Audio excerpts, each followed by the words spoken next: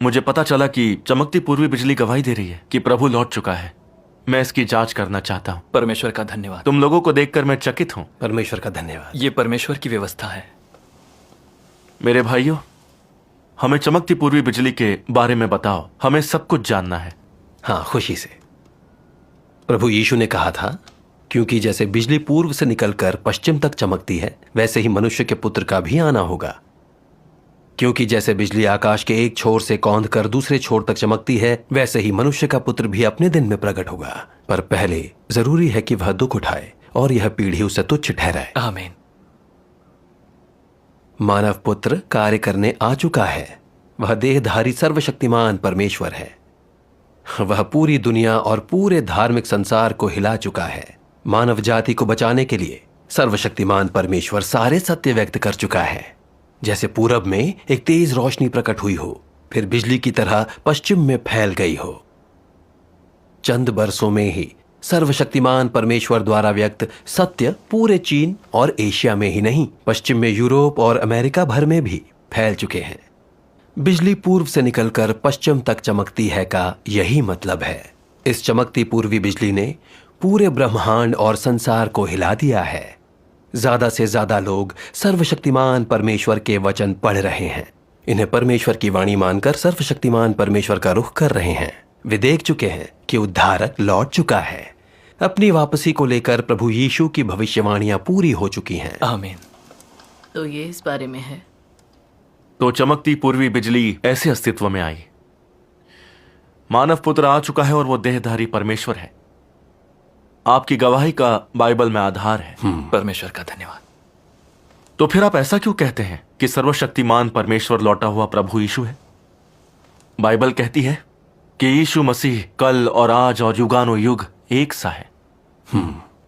अगर प्रभु लौट कर आया है तो उसे अब भी यीशु कहा जाना चाहिए। वो अपना नाम बदलकर सर्वशक्तिमान परमेश्वर क्यों करेगा? हाँ बिल्कुल। बाइबल कहती है यीशु मसीह कल और आज और युगानुयुग एक सा है। इसका अर्थ परमेश्वर के कभी न बदलने वाले स्वभाव और सार से है, न कि इससे कि उसका नाम नहीं बदलेगा। हाँ, व्यवस्था के युग में परमेश्वर को यहोवा कहते थे। अनुग्रह के युग में परमेश्वर का नाम यीशु हो गया। क्या यह परमेश्वर के नाम का बदलना नहीं? क्या प्रभु यीशु का प्रकटन और कार्य यहोवा का प्रकटन और कार्य नहीं था? क्या प्रभु यीशु और यहोवा एक नहीं थे? इससे देखा जा सकता है कि हर युग में परमेश्वर का नाम बदल सकता है, लेकिन परमेश्वर का सार और स्वभाव नहीं बदलता। अंत के दिनों में सर्वशक्तिमान परमेश्वर कार्य करने आया है। भले ही परमेश्वर का नाम बदला है, पर उसके द्वारा व्यक्त सभी सत्यों से हम समझ सकते हैं कि उसका स्वभाव और सार वही है। चाहे वो यहोवा कहलाए या फिर यीशु कहलाए या सर्वशक्तिमान परमेश्वर, परमेश्वर एक ही है, आत्मा भी एक ही है। इस पद को यीशु मसीह कल और आज और युगानुयुग एक सा है, इसी रूप में समझा जाना चाहिए। आपकी बातों में वाकई दम है। बिल्कुल। बाइबल में परमेश्वर के सर्वशक्तिमान परमेश्वर कहलाने का आधार है। बेशक है। बाइबल ने बहुत पहले भविष्यवाणी की थी कि अंत के दिनों में परमेश्वर नया नाम रखेगा। जैसा यशायाह 62:2 में कहा गया है, तब जाति जाति के लोग तेरा धर्म और सब राजा तेरी महिमा देखेंगे, और तेरा एक नया नाम रखा जाएगा जो यहोवा के मुख से निकलेगा। प्रकाशित वाक्य में भी भविष्यवाणियां हैं। जो जय पाए उसे मैं अपने परमेश्वर के मंदिर में एक खंभा बनाऊंगा और वो फिर कभी बाहर न निकलेगा, और मैं अपने परमेश्वर का नाम और अपने परमेश्वर के नगर का नाम और अपना नया नाम उस पर लिखूंगा।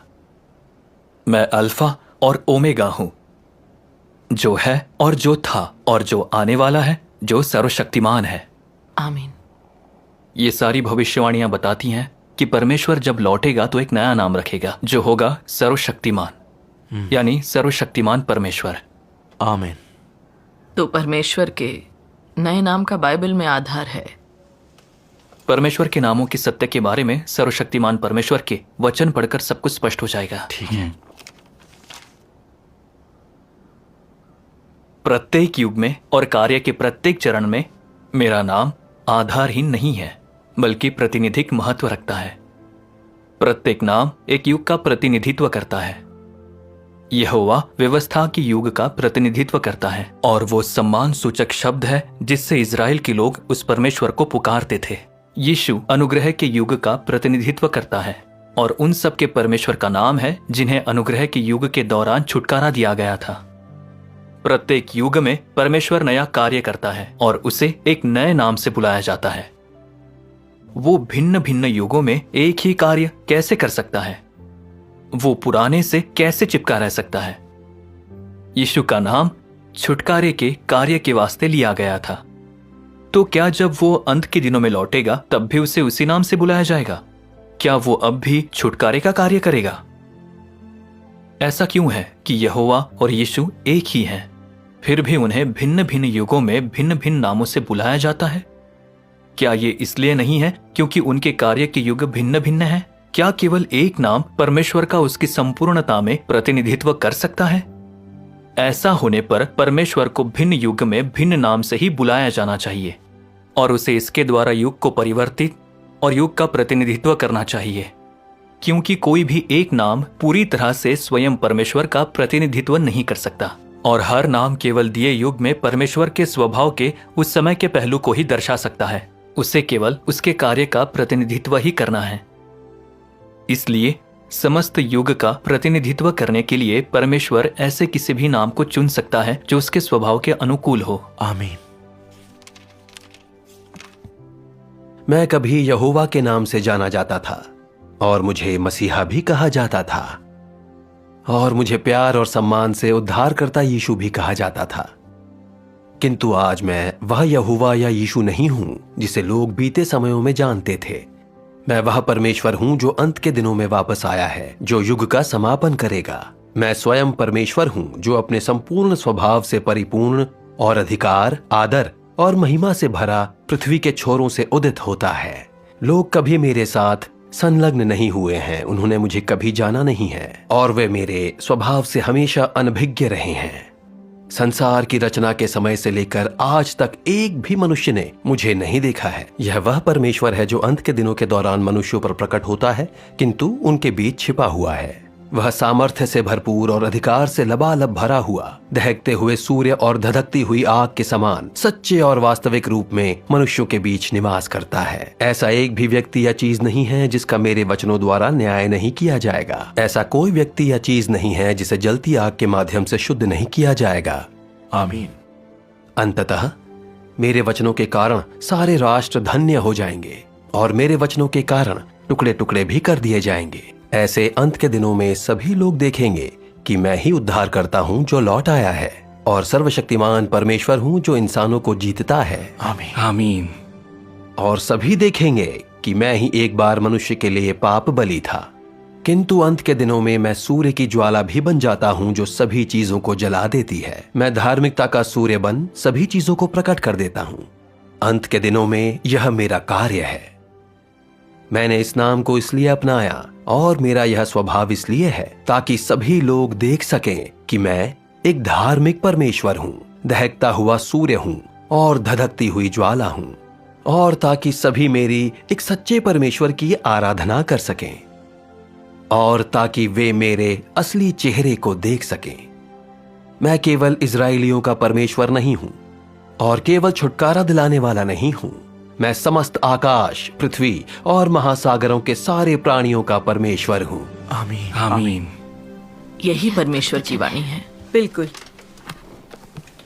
सर्वशक्तिमान परमेश्वर के वचनों में अधिकार है। परमेश्वर के नामों में कितने रहस्य हैं। हर नाम परमेश्वर के स्वभाव के एक पहलू और उसके कार्य के एक चरण को दर्शाता है। हाँ, अब तक मैं ये बात नहीं जानता था। कितना अद्भुत है ना। प्रभु का धन्यवाद। प्रभु का धन्यवाद। हाँ। अलग अलग युग में परमेश्वर का अलग अलग नाम रखना ऐसा तथ्य है जिसे कोई नहीं नकार सकता। हाँ, बिल्कुल। भले ही हर युग में परमेश्वर का अलग नाम और काम होता है, लेकिन उसका सार और स्वभाव नहीं बदला है। परमेश्वर एक ही है। वह हमेशा काम कर रहा और मानव जाति को राह दिखा